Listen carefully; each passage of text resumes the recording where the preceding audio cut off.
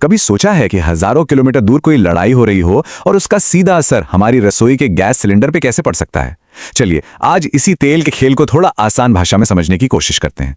तो सबसे पहले उस बड़े सवाल पर आते हैं जो आजकल हर किसी के मन में घूम रहा है।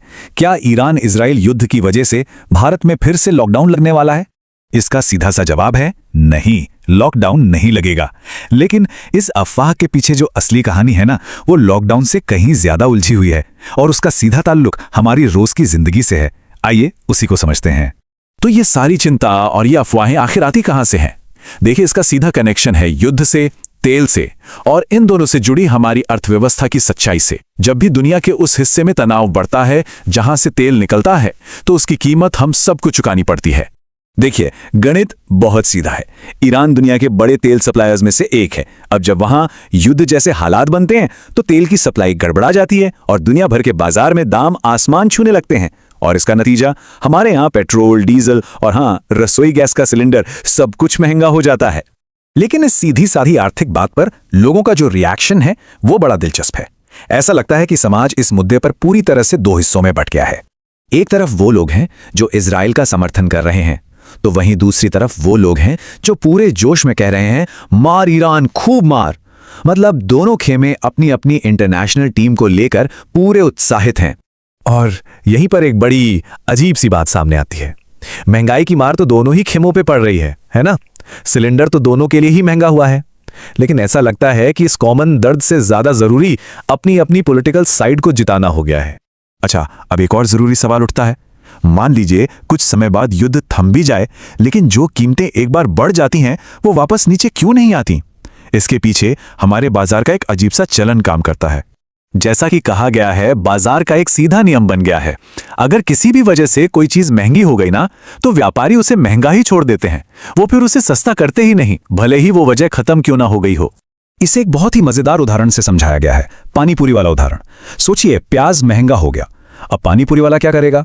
वो प्याज की जगह मूली इस्तेमाल करने लगेगा, लेकिन साथ ही प्याज का बहाना बनाकर पानीपुरी का दाम भी बढ़ा देगा। कुछ टाइम बाद जब प्याज वापस सस्ता हो जाएगा, तब भी पानीपुरी का बढ़ा हुआ दाम कभी कम नहीं होगा। और यही खेल लगभग हर जगह चलता है। तो ऐसी स्थिति में एक देश को अपने लोगों के हितों की रक्षा कैसे करनी चाहिए? यहां पर अमेरिका की विदेश नीति का एक उदाहरण दिया जाता है, जो कहते हैं कि वो हमेशा अपने देश के फायदे को सबसे ऊपर रखती है। जैसे अमेरिका ने वेनेजुएला में एक्शन लेकर वहां के तेल पर अपना कंट्रोल जमा लिया, या फिर इराक में सद्दाम हुसैन को हटाने के बाद ऐसी रिपोर्ट्स थीं कि वहां से सोना और तेल दोनों ले जाया गया। इन मामलों में उन्होंने सिर्फ अपने देश के फायदे को प्राथमिकता दी। तो मुद्दा यह है कि किसी भी देश की विदेश नीति भावनाओं पर नहीं, बल्कि इस बात पर आधारित होनी चाहिए कि उसके नागरिकों के लिए सबसे फायदेमंद क्या है। किसी का समर्थन या विरोध करने से पहले अपना राष्ट्रीय हित देखना ज्यादा जरूरी है। चलिए अब इन बड़ी बड़ी जियोपॉलिटिकल बातों से जरा हटकर जमीन पर आते हैं और देखते हैं कि इन सब का एक आम इंसान पर, बिल्कुल पर्सनल लेवल पर कितना गहरा असर पड़ता है। जरा ये नंबर देखिए, 90 और इसके साथ लिखा है रक्षाबंधन के लिए सिलेंडर। कोई सोच सकता है कि किसी को रक्षाबंधन पर 90 सिलेंडर की जरूरत क्यों पड़ेगी?